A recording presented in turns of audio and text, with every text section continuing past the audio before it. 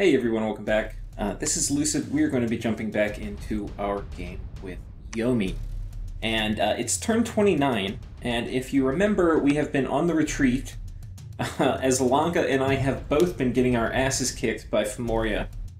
But do not despair, because we have been retreating to lay a trap. And the trap which we intend to lay will be very difficult for him to recover from. So, yeah. Let's see what we got. Turn 29, lifelong protection and a flesh eater from Lanka. These were the two items we were waiting for, and these were the two items we needed to spring our trap. We get a skull mentor from Lanka, which is okay. And then we also finish researching alteration, so up to Alt 4. And this is kind of important because it will allow us to temper flesh. And I think that's about the only thing important for Alt 4 for us at the moment.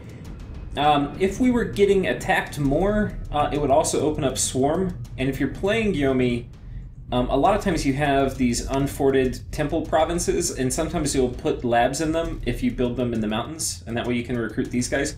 One of the things I did, which was kind of a mistake, is I built too many forts. I probably could have gotten by building one less here, at least. Because there's just no way I can recruit out of all of these. I just don't have enough gold. So yeah, anyway. Let's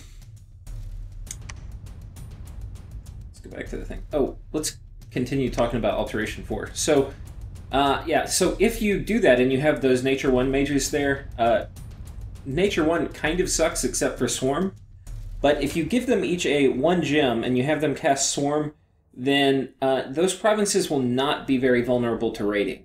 And that's pretty important, because you don't want somebody to come in and kill your temple, and you don't want somebody to be able to raid you in general. So having, if you have a couple of those guys there researching, and you have them with a Nature Gem, 2 Swarm casts will kill a lot of raiders if combined with some PD and some of your Oni free spawn. So there's that. There's not too much else here we can use except for Temper Flesh, which was kind of one of the reasons for focusing it. Yeah.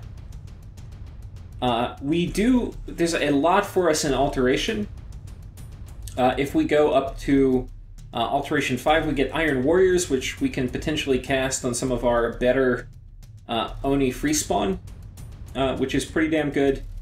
We get Invulnerability, which is something Dione can do, I think, but this is only going to basically block damage from non-magical attacks. And with what you're fighting, 9 times out of 10 as Dione, you want to cast Iron Skin. Yeah. It does open up Drain Life too. So your Death 4 variants of your Dione, which you should get, I guess, like 1 in 4 of them, they can cast Drain Life. This is a very good anti-thug spell. So if somebody's coming in and they're going to try to kill you, you can, with some kind of Holy Scourge wielding thug, having one of these guys behind your maybe main Dione casting Drain Life is pretty solid. And it gives us Mother Oak, which was something we were going for. I don't know, I have to check with my partner how we're doing on our nature income, because I do not have enough gems to cast. It's already up. Roos has it casted. And I don't think we're in a position to overcast it yet. And so that might just be how it is. And so anyway, I'm looking at whether I want to continue down Alteration 5, because the other thing I get is at Alteration 6, I get End of Weakness, which is basically mass protection. So it'll give me a fire debuff, but it'll buff my protection for all of my demons. And that's obviously really good, and it uses Earth Paths, which are very easy. I mean, I can even get a Onishugo with boots to cast this, which is pretty sick. Or an Onishugo with 2 Earth Gems to cast it, because he can do 1 Earth Gem to do Summon Earth Power, and then the rest to do End of Weakness. So that's kind of ridiculous. Yeah. Anyway, not So I definitely want to go up this way. I'm not totally sure if I want to do it first. Because the other thing I do think I want to get... right now I haven't been spending all of my fire gems, but I think I kind of do want to get Eternal Pyre. That will open up some interesting things for me. For example, I can do summon Flame Spirits when I get up to... I don't know if I'll go 6, actually. But Flame Spirits is a pretty good way to sink fire gems. It will also give me Transmute Fire. I can use that to turn it into gold, and I have really high fire on my Pretender. So every 3 or 4 turns, I could turn that into like 2,000 or 3,000 gold, which is a lot for me because I'm pretty freaking poor. And then very late in the game, it will open up Flames from the Sky spam, which would be pretty sick. And then medium late into the game, it would allow me to cast End of Culture with a lot of overpowering so it doesn't get taken down. So these are all different options. Probably the most short-term thing is doing Transmute Fire to just give me a little bit of extra income. If you do the math, I'll get, once I have Alt 5 and I can cast Transmute Fire, this guy will get 30 gold per gem. This guy will also get 30 gold per gem, but I have to give him a fire booster so he can cast it.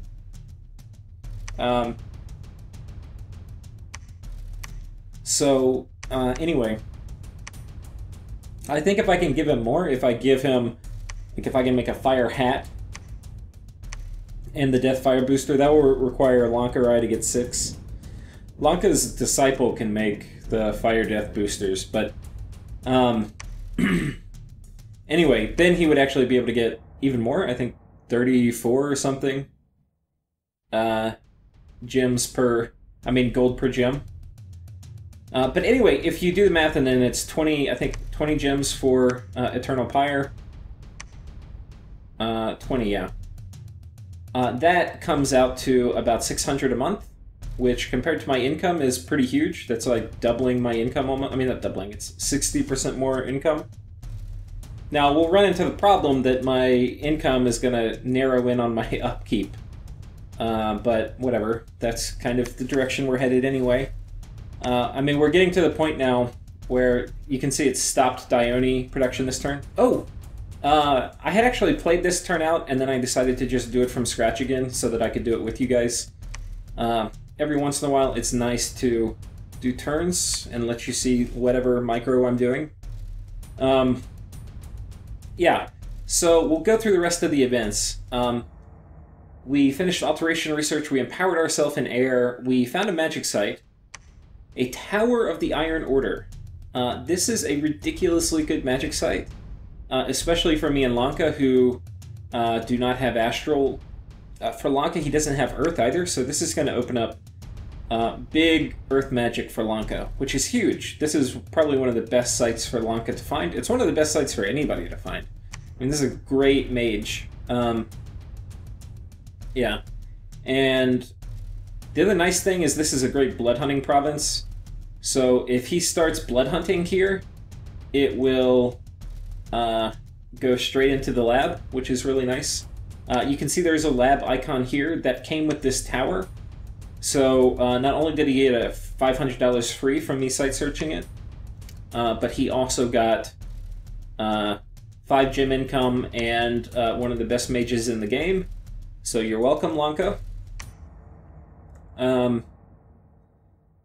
Yeah, I would say if I'm playing Lanka, I would like to have me as an ally, sending all sorts of goodies. Anyway, and site searching all my lands for fire and earth, which I can't do, and death. He hasn't really been sending high mages out to site search. They've been needed for other things, but I've gotten really good things from him. Like, he's focused on construction and forged me a lot of stuff. And lifelong protections is something you can do, but it's very tricky. Like, you have to kind of rely on your heroes, which if you get luck, you should get them. And then you would probably have to empower them too. Like this guy, I would probably need to empower. I think lifelong protections are... let's see what they are. They are... oh no, they only require level 2. So you don't even need to empower. That guy can make them.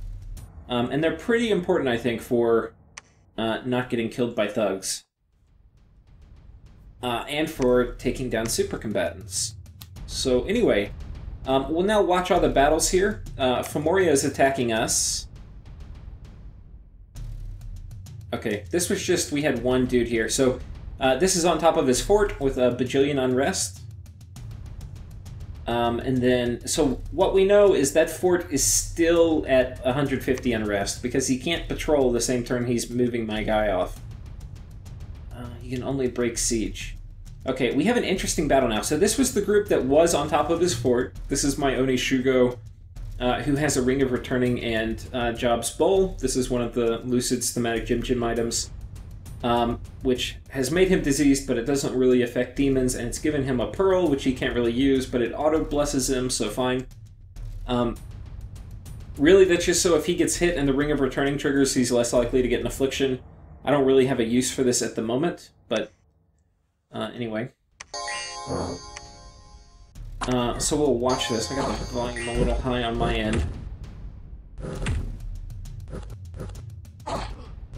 Okay, and this is going to be a pretty pitched battle. So the Amazons, all these are PD, and you can see he has a fair amount of PD here. He's also got a fair number of Phantasmal Warriors. I do not know where these came from. Oh, okay, I think they came from her.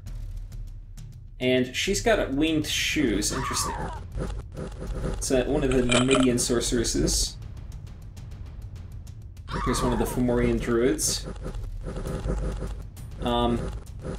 Unfortunately, I do not get Chaos... Okay, I get Chaos Power 2. I do not get Chaos Power 3 here. So, and I would definitely like Chaos Power 3. But what you can see is even with Chaos Power 2, I have very, very high attack density. In this square, I have 6 dudes who are each swinging with 13 attack and 15 damage, and they each have very high defense. And when you have lots of high defense dudes in one square, they're very unlikely to get hit, because any kind of harass penalty is going to be distributed among the 6 of them.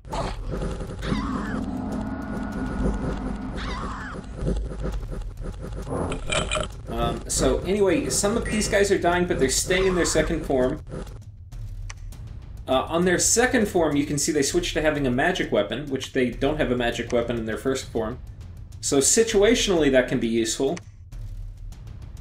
But in general, it's going to be lower damage. And they only have 1 HP, so they die pretty easy. Especially if somebody has like a Frost Brand. Frost Brands really wreck these Oni spirits.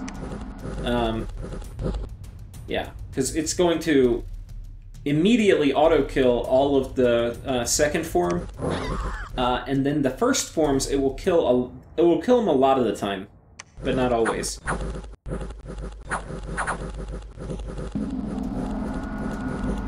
Okay. And then importantly, we have our Oni Shugo who's here spamming out undead. And I think he had some death gems at the start of the fight. And you can see we've killed off almost all of the PD, and we're left to a few of these Fomorian Giants, which are obviously not PD, and then some of these unmarked. And so these are all cap-only Sacreds. And this is a great use of Coney. Even if these guys die now, they have done their job. By killing off this many cap-only Sacreds. And it looks like we're going to win this fight.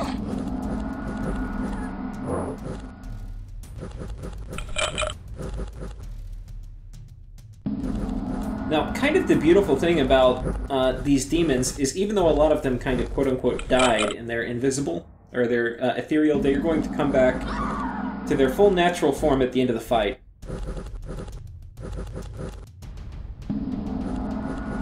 And this giant is about to get punished. Rip. And I think that will cause a retreat. Okay, they're just starting to run. Okay, they run. So that was actually really, really good for us. We lost 1 Akaoni, we lost 3 of our Barbs, and we lost 5 Kooni, and in return we killed 4 of their cap-only Sacreds, and we took the province, and we killed... this is at least 15 PD. It may be more, it may be 20. Yeah. So that was pretty legit. Cannot ask for more on that front. Then coming down here, we have this Pretender God attacking. And... okay, this is Lanka's PD. He is going to... well, let's see if there's any funny business going on here. Actually, let's check his... whoops. Let's check his script out, too. Because he's doing this without Blood Slaves. So he's doing Personal Regeneration, Bark Skin, Fire Shield,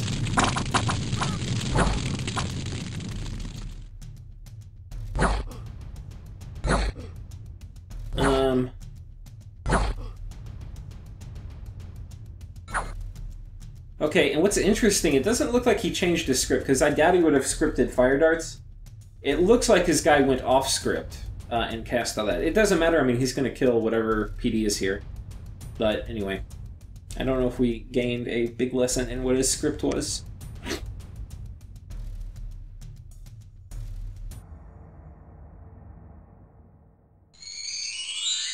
Okay, Personal Regeneration. My guys run. Coming down here, Lanka apparently is going to continue to attack Zabalba, but we're not in super tight communication here. We had kind of agreed that if Zabalba was going to fall, that we wanted to land and not Niflheim. So he was moving into position. I kind of told him last turn, hey, Zabalba's still got a kind of big army, and, yeah. we may want him to expend that on Niflheim before we move in. But I think he wants to move in. And the thing is, if properly positioned, these guys should be able to kill effectively an unlimited number of Zots. The trick is getting them properly positioned. And let's actually take a look at this, because there's some issues with this formation. Zots are normally going to be on hold and attack rear. PD you can't script, obviously. Okay, but so these guys run forward. What we should do, and I'll probably try to tell him this if I can catch him before this turn, is he should move these guys farther forward. There's no real cost. You don't really want your guys in the back versus flyers. So move your main army farther forward with hold and attack, and then have a second force, probably with the one dude who's probably going to die, but, you know, whatever, at the back. And these guys are on hold and attack, and the idea is if his guys are on hold and attack rear, then they're going to jump back here and kill this stack, which is at the back. But by the time that they get back here, because the way it will work is on after turn 2, these guys are going to jump up. Turn 3, they're in the air, and at the beginning of turn 4, they're going to pop down. So you want our guys who are back here at the back to have walked forward.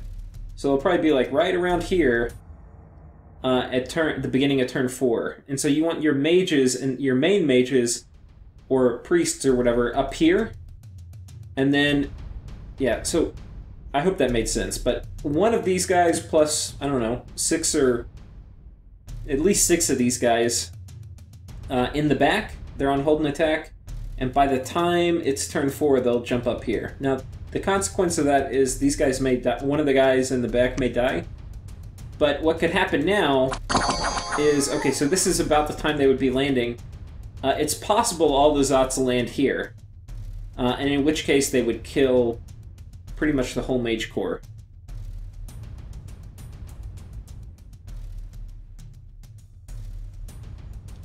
So that was that. Fomoria is attacking us here with a giant squad, and we just have 1 PD, so we know how that will go. And then coming down here, Zabalba is attacking Lanka. This was the province that Lanka just took, but Lanka has a bunch of mercenaries here, and it does not look like this is going to be successful. I don't know what his plan is. This guy doesn't have any blood slaves.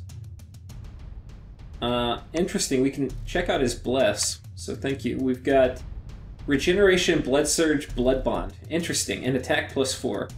So this is for Ocelotls. Because you get them all clumped up with regeneration and blood surge and attack skill, they're going to be pretty killy and pretty hard to kill. Though with Zabalba having pretty good access to nature, I would think you would probably want fire protection instead of one of those attack buffs.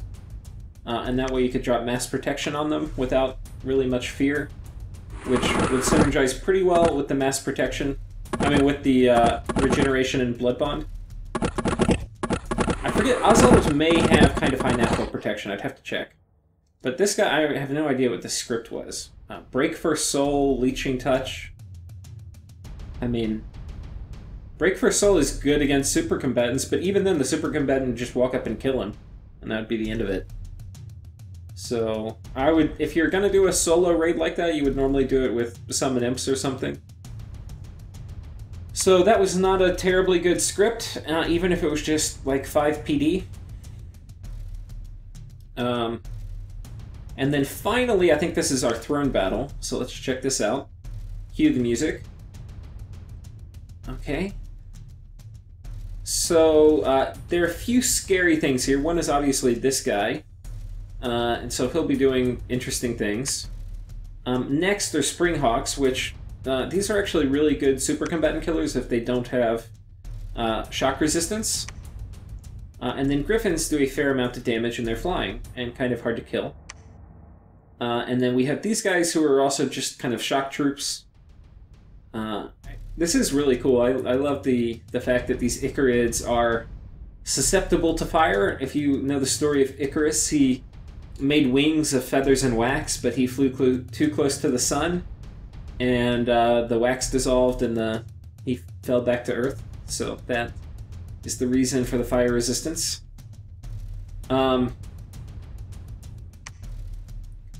Anyway, let's see how this battle goes.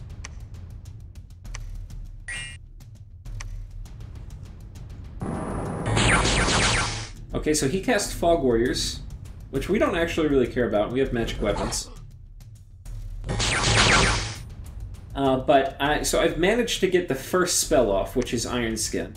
So my shock resistance is still 25, and I have protection 30, which is going to make it where most of these things don't do damage, but occasionally they will. Okay, killing one. This is going to take a while. I'm not going to speed it up here. So we got our blessing off. So now we're regenerating, we're less likely to take afflictions. We get the occasional all check. You can see the little dudes light up when they get the all check. We are taking some damage though. We're getting some kind of minor chip damage, but it's not more than our regeneration.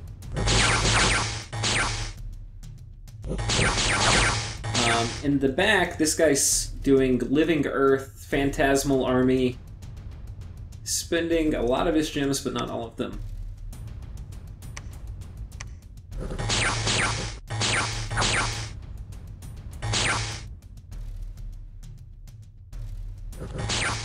I would love to catch him too, to get an Earth... I mean, you can, in theory, catch these guys. If you have Enslaved Mind, or if you have some of the unique construction items. But we're nowhere close to... I mean, Lanka's kind of close. He could, in theory, Hellbind Heart. The problem with Hellbind Heart is it's only range 30. And you'd have to get your guy really close. And the problem, marching forward, you get out of range of your Blood Slaves. So I don't know any solution to that. If you do, put it in the comments, but... I don't think you can really use Hellbind Heart, so you're kind of left with Charm and Enslaved Mind. And then some of the unique construction items. And potentially Seduction. But with Seduction it's tricky because you have to gear your assassin up to kill this guy. And this guy could summon Air Elementals or Earth Elementals or Thunderstrike you. It's pretty hard to make an assassin that can solo him. That's on a Seduction chassis. So, like, I guess it would be a Succubus or something you would have to do. So I think we've gotten more of our script up. No, okay. Not too much. I think we've got Earth Power. No, we haven't gotten Earth Power. We haven't gotten any more of our script off, which is a bit unfortunate.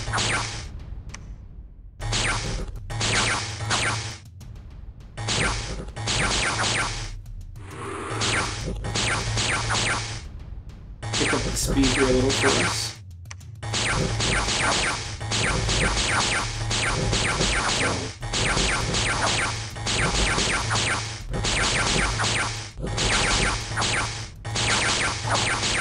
Okay, some of them run from fear, which is just fine by me. Still have not gotten my script off.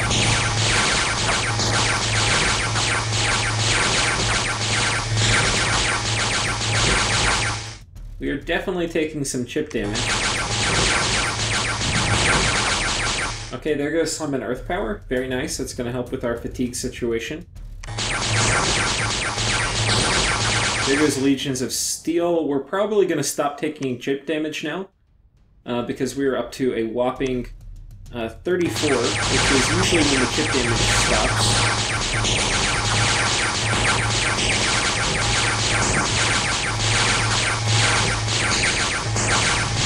And there goes Fire Shield. And with Fire Shield, these guys are going to start melting.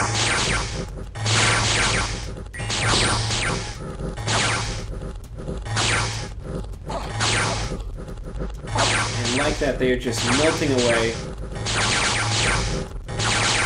Thunderstrike coming in, but it is not going to do anything to me. I've got 35 shock resistance, which is enough to ignore Thunderstrike. And then Zeus comes in. I guess he wants a piece of me now.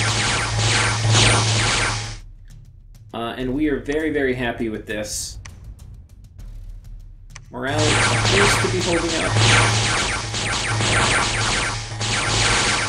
Now these bigger Earth Elementals, they can actually trample me, which is a little annoying.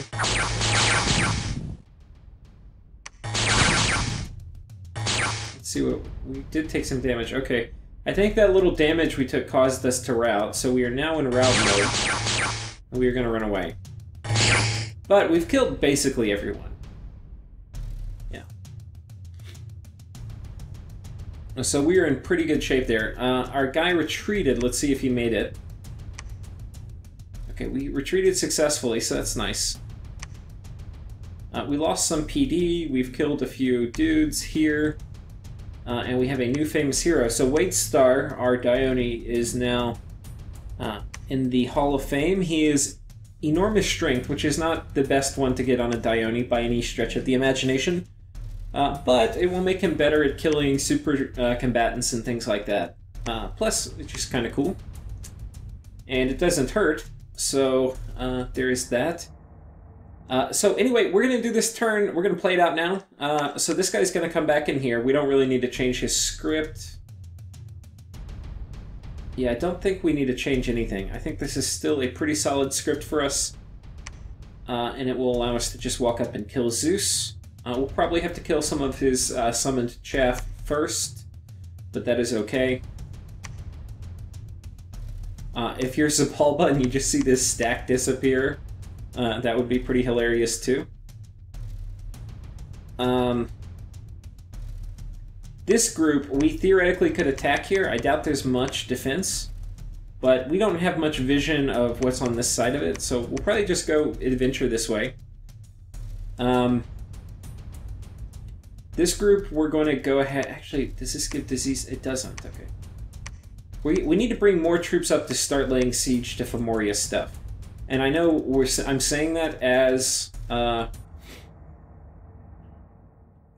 he's been kicking our ass, but let's see. So there's a few things we can do here. One is we notice in this province the PD consists of one officer and a few loyal henchmen. So that means it is possible that we could kill it with just these guys. And yeah. I think this is how we'll do it. And it's totally possible these guys die, but if we take it, nice, it'll... Actually, I don't know. It's maybe not worth it. I mean, they're not going to do much anyway. We'll swap places here, I think. We can see what's also in their capital. In their capital, they just have Furblog Druids, about 6 of them. So that's okay. It is possible he moves a lot of them out here to defend. But I don't know. He may not. I think we'll put 3 in here. Well, maybe. I think we'll do 4 so we get one of these guys. That way if he moves a Furblug Druid in, then we'll be able to take it if he doesn't move much from here.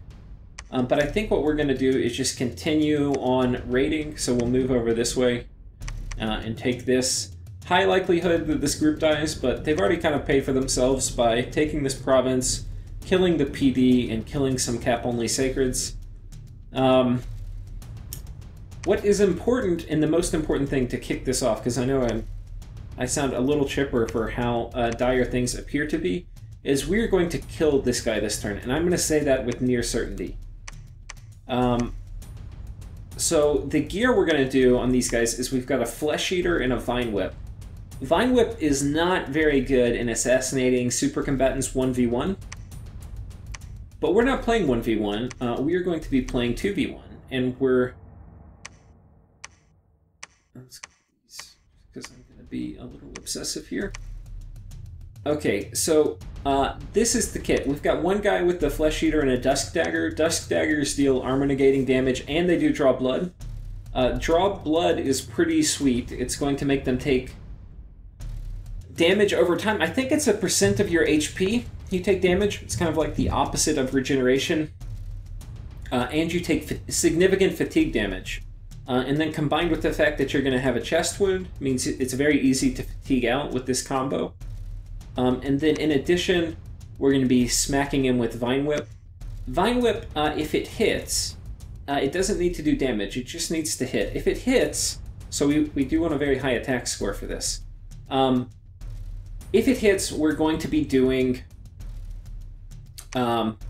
Entangle, and what that means is that he will not be able to move. He's very high strength, so he'll break out of Entangle the next turn. But he's not going to be able to move, and he's going to get a 10 defense penalty. And I think, and I'm not sure about this, we can check it, I think it will also disable repels. And that is very important, because what that means is all of the little imps that free spawn are going to basically wreck this guy's defense score. And in my tests, what happens is the first turn that he gets entangled, he'll be at like 5 harass penalty. And this guy has 35 or something defense if he does Hell Power. He may not have Hell Power because he's kind of rolling without Blood Slaves right now. Which will just make it easier for me if he doesn't Hell Power. But anyway, let's assume he does. He'll have 35 defense. It'll drop down to about 30, just from kind of the initial imps surrounding him, etc. And then when he gets the first entangle off, it'll drop that down to like 20, because it gives you a -10 defense penalty, which isn't that low. But I think it disables repel, and so what will happen is a lot of the imps are actually going to hit him. And very, very quickly he'll get like a 20 harass penalty, so that even when the entangle comes off, his defense is super low. And then when his defense is super low, then this is going to hit him every single time. And he's basically going to stay entangled. Unfortunately, he will probably rout, and so the only way this guy can live is if he escapes via retreating. Let's go ahead and check our script here too. We do not want a Flying Shield. We don't really want Legions of Steel. What we do want is Temper Flesh and Flight.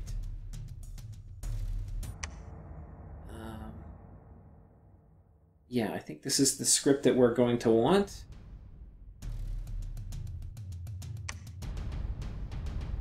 Yeah, Temper Flesh, I mean, Legions of Steel is good if you're doing Bracers of Protection. Here it's not going to do that much. We're going to be pretty high protection with Iron Skin, and so that will be quite fine. And the Temper Flesh is going to cut the damage he does after that in half, which is pretty good. This is also one of your slight counters against Holy Scourge. I mean, it's not a counter, let's be clear, but it will make it where you don't immediately die.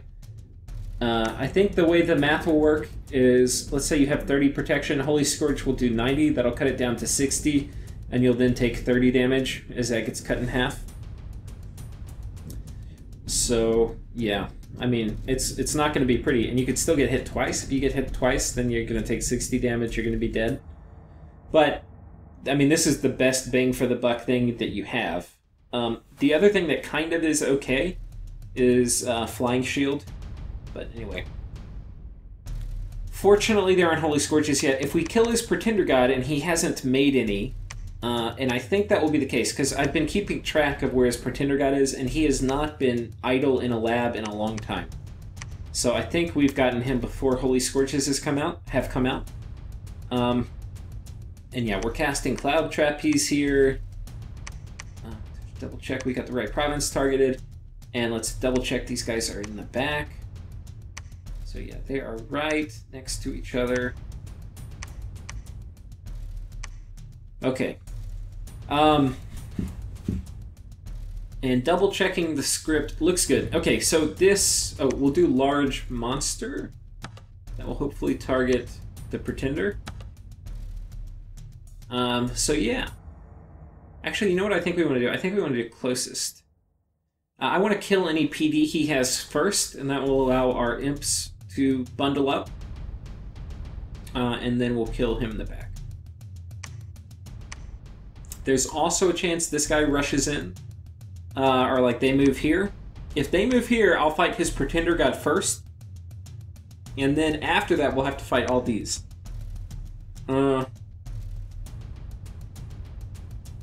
And I'm not totally sure how that's going to go. Yeah, definitely not. These guys, we're going to go ahead and move in.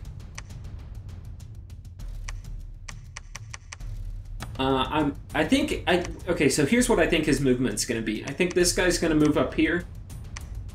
He will either choose... we're not going to find out what he's going to do, because he's going to die or retreat. But I think what he would have done was he probably would take this guy and either attack here, or go back here to defend this, so that if I raid up this way, he'll kill me. Or he could come in here and try to just take this province. I think he'll do one of those. I think this group is going to stay here and patrol because he knows I keep sending armies through here.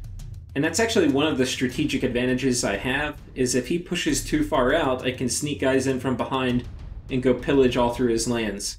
So he definitely wants to keep this point kind of secure. So I think this group's not really going to want to move down here and kill me, though it might. We're not going to stick around and find out. This group cannot, I do not think, make it all the way down here. Because it's going to have to move through a mountain and a forest to get here, and this is a mountain province. There's no way it's going to do map move 2 all the way down here.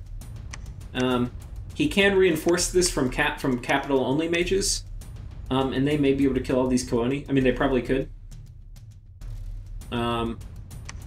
Speaking of which, I don't know if Iron Skin... You know, honestly, this may be a Stone Skin kind of battle here.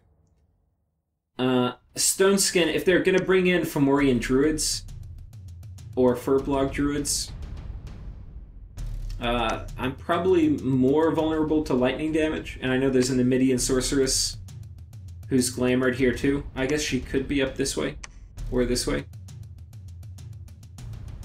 Well, I don't know. Anyway, but she has Boots of Flying, she could totally get here.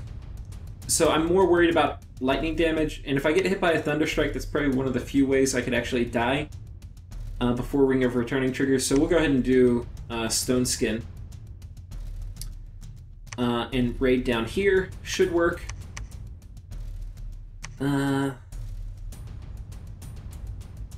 Okay. So we've got that set. Now here, this guy, we're going to actually go ahead and give him pull all of our colony off here.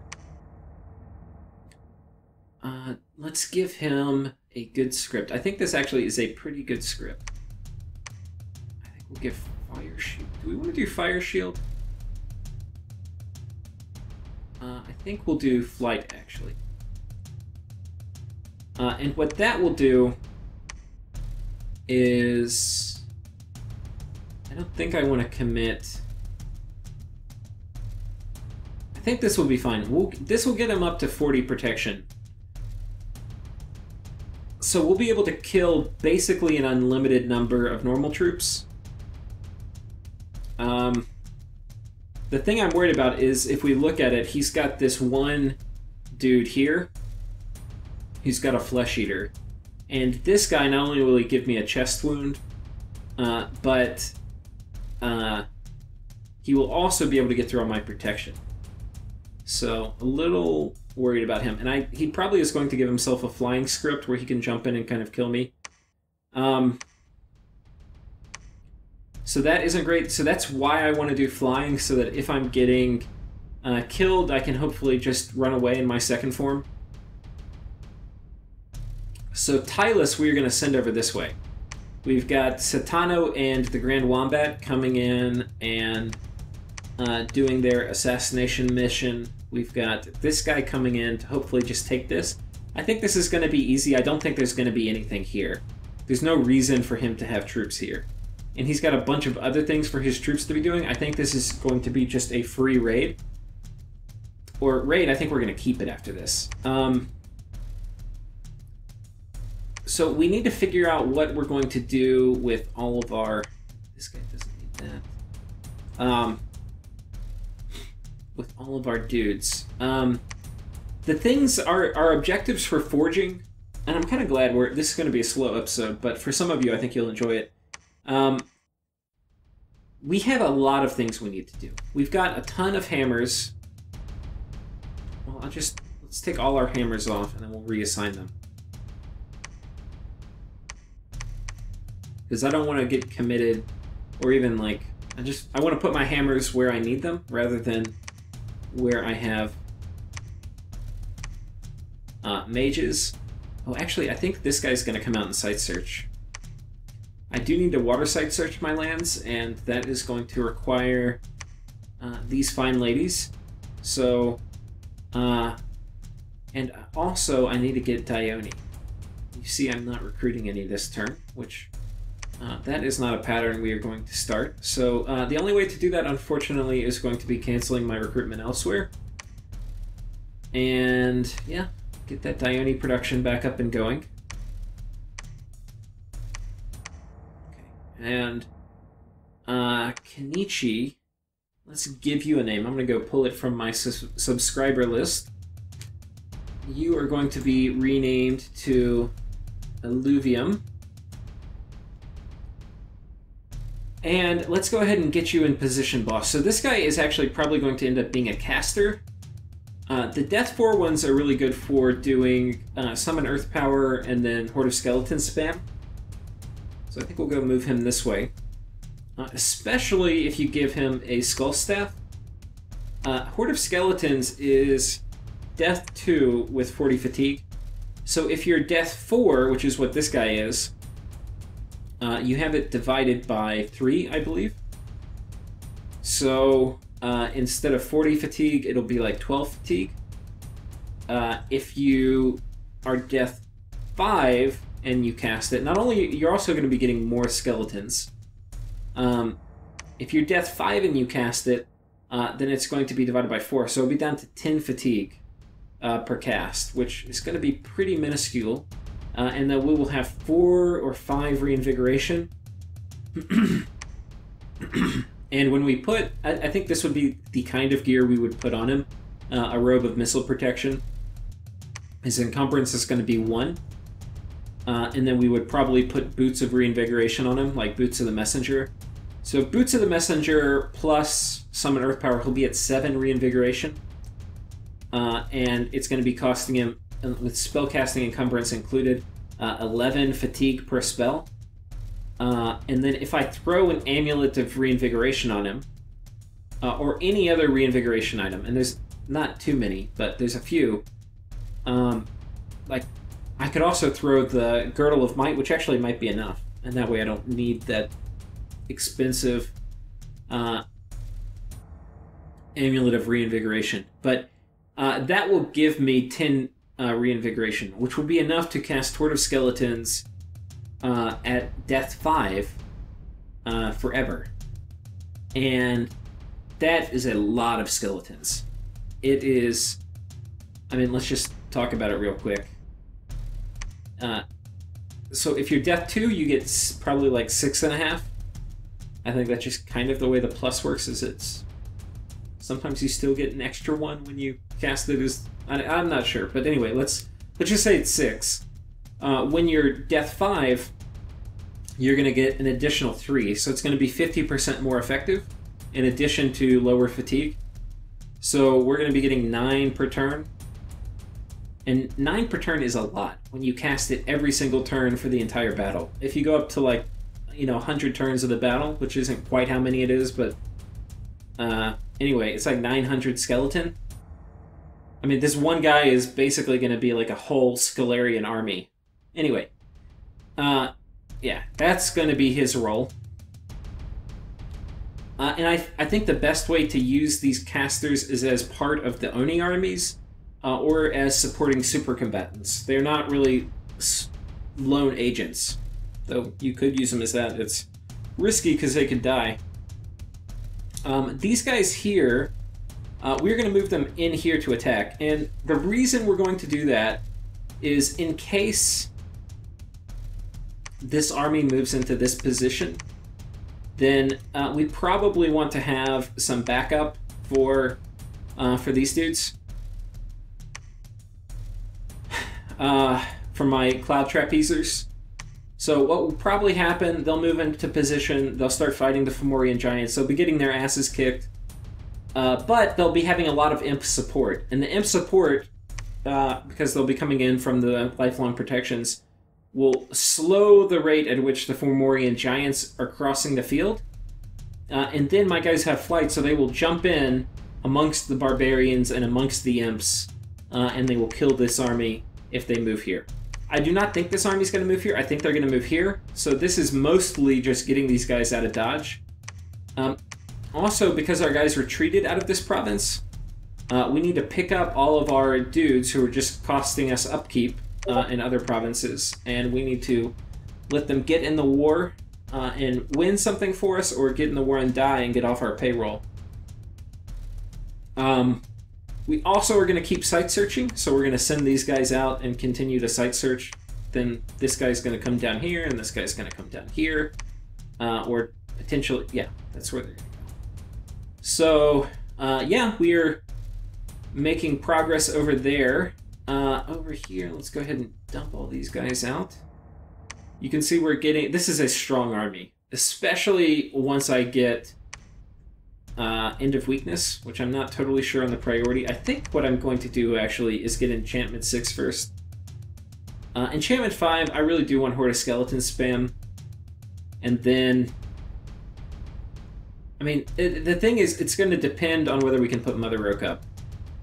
If we can't put Mother Oak up super soon, then it's not going to be worth going Enchantment 5. If my ally tells me, hey, I've got like 60 Nature Gems sitting around, they'll be like, okay, we're going Enchantment 5. So that's going to depend. Then, but I do not think that's the case. I think he's been spending them. So, and then after that, we'll finally go up Conjuration. But anyway, Enchantment 6 will allow us to basically immediately drop Eternal Pyre. You can see we're jumping around and flip-flopping a lot. I thought I wanted to go Alteration 6 to get End of Culture super soon. But as soon as I have End of Culture, I'm going to want to deploy this army into Agartha. And, well, yeah. So, this dude, I can't remember why I moved him over here. I just know I did for some kind of reason. Anyway, here we are going to make a Black Servant. And now we're going to get back into the item forging, because there's a few things which I definitely need.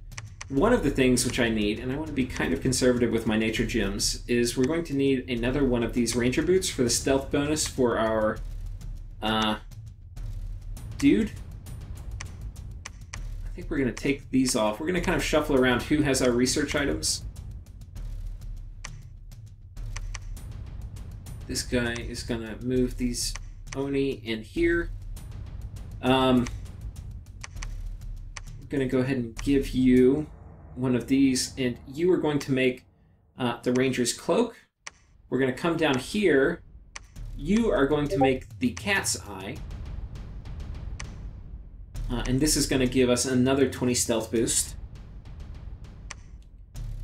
Now, it's early enough in the game, turn 30, you don't expect a lot of Mind Hunt, and the people we're going to be using it on, like Niflheim and Kalem, are not going to be likely doing Mind Hunt. And other things like Seeking Arrow are not going to be very good against Black Servants. So I think we're going to be okay. You want to be a little careful with investing so much in one Bane Venom Charm Raider. But basically we're going to kit this guy up. He's going to get the Bane Venom Charm and then those 3 items, and he will be at Stealth 130, which will basically be him immune to patrolling. Okay, we're going to continue forward. And we're bringing in more troops to siege down these forts, because we are going to need to do that in short order. And I think that is about it for this turn. We've got...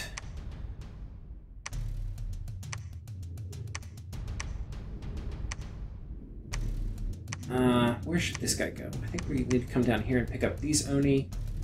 And then this guy, should we site search?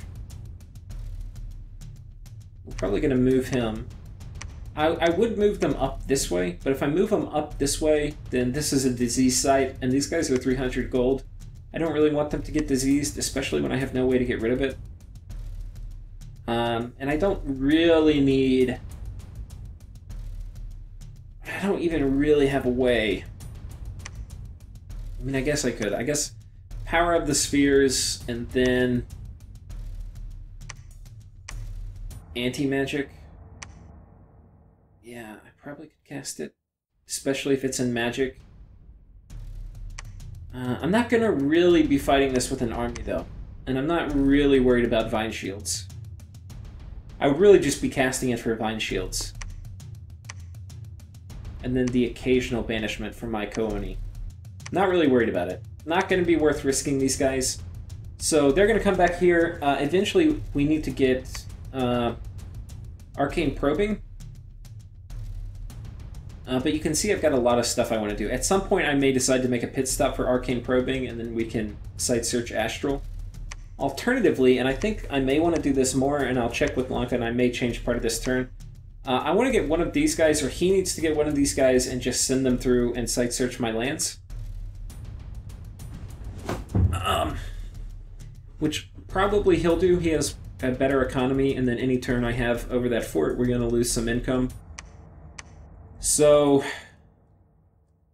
there's that. We're going to go ahead and put the research items back on Oogity Boogity. And I think that's about it. What are we doing here? I don't know if we have enough. Yeah, we can't make another hammer. I kind of would like to get this guy out of dodge. I wonder if I could get him all the way down here. Yeah. Because he's going to cause unrest in my cap, just having him there.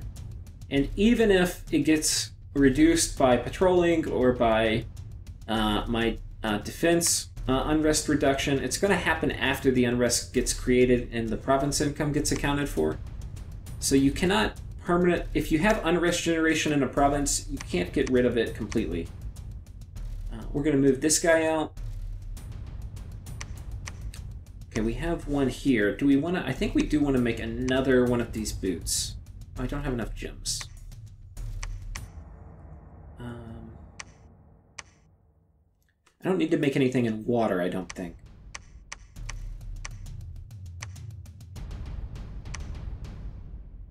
That would not be bad to make. I mean, honestly, this guy with the Clam of Pearls, I think he can cast anti-magic.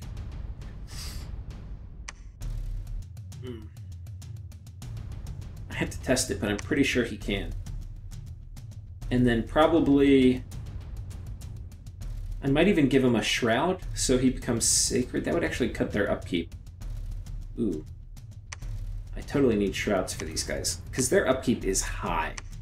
240 a year, and a Shroud's going to drop it to 120 a year. I can't think of a better use of some Astral Pearls than that. I don't think I can make it yet. I need to be... Yeah. So I'm going to need shrouds for these guys. The other thing that will be nice is it will give me reinvigoration. So, I mean, regeneration. So if I pop a spell that causes me HP damage, there's less of a chance I'll take an affliction. And I believe it will also reduce my chances of getting an old age affliction, though I'm not 100% sure. It will also make it so that if I get diseased, I don't take damage from disease if I have regeneration applied. So that is pretty good. These guys definitely are all going to need shrouds. Now, I do want to see what he has here. I think I'm actually going to ping this. This is the only guy I really have to ping it. I wish I had well, I guess this guy can ping it. Yeah, you can... What are we going to do? You can preach. This guy is going to ping it, and he's going to retreat. Like so. And I think that is okay. Also, Lanka has a thug here, and his thug is going to move down and try to take this lake. And I'm going to go scout this province for him. Right here, because this will probably be where he goes afterwards. So I think that covers a lot of it. I have some more hammers, so we need to forge some more items. We can do some things with air, I think. God, I have no air site search. It's really abysmal. That is the other thing, is do I have an air guy here? I think you are going to site search. And I think you are going to actually start site searching this way.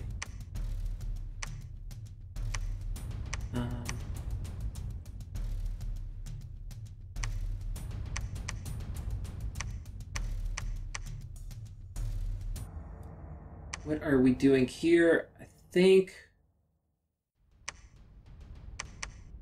I could use some more bracers of protection. That would be a pretty good use. Getting 2 more of these, and I think that will allow me to do another light thugging Dione, because right now I think I'm a little short on bracers of protection. Yeah.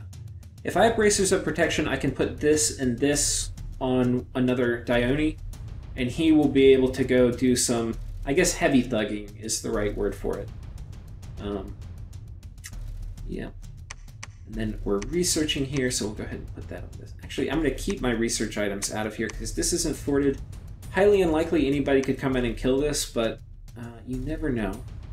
I'll try to keep, as I can, items in forts. Yeah. The other thing is, I think I'm going to try to keep dudes out of... Well, no, but this is a war front. I may need to send these down in. I was going to say I'll move them here, but I don't know if I really want to patrol. I think actually we're not going to patrol. I think what we're actually going to do... Move this guy up here. I was patrolling to keep my unrest down. The thing is I don't get a ton of income out of this province. I do want to keep my unrest beneath 100 so I can keep recruiting here, but like right now I don't even have the money to recruit. So anyway, we'll see how that goes.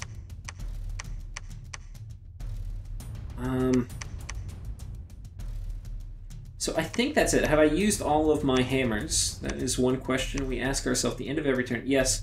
We still need to assign skull mentors to somebody. Let's find somebody who's sitting here researching that I haven't given items to. And that appears to be just fine. We also have this sling I got from an event.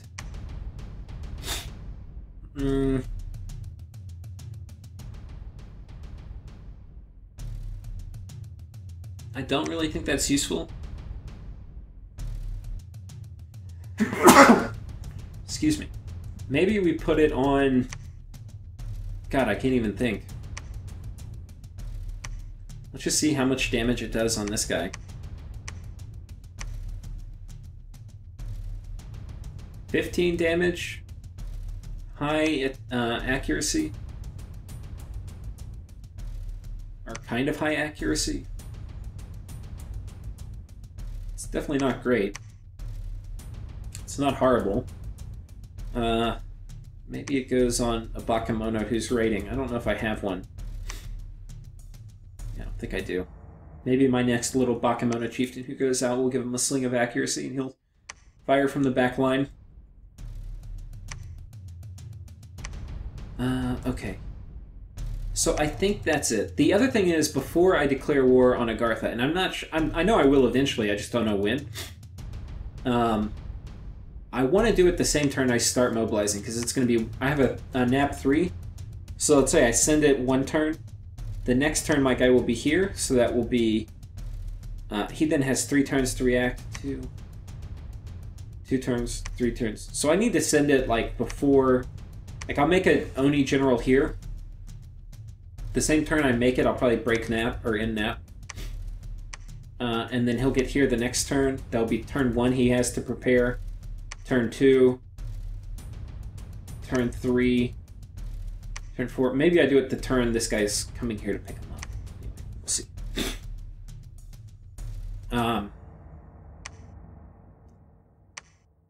+2. I definitely want this guy.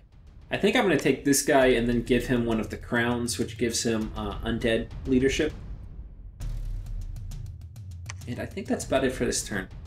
So, I have checked all my boxes. We have checked to make sure we're using all our items. We've adjusted our research. We're going to double check right now all of our scripts. So this is kind of the routine I do all my turns. I check all the provinces I attack and make sure my scripts make sense. That makes sense. We're going to be attacking here. These scripts make sense. We're going to be attacking here. This script makes sense. We're going to be attacking here.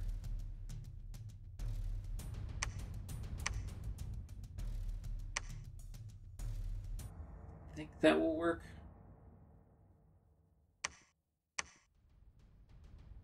These guys are probably going to die, by the way.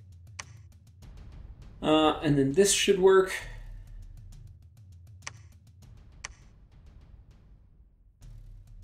And yeah, I think we're set. I think we're set, dudes.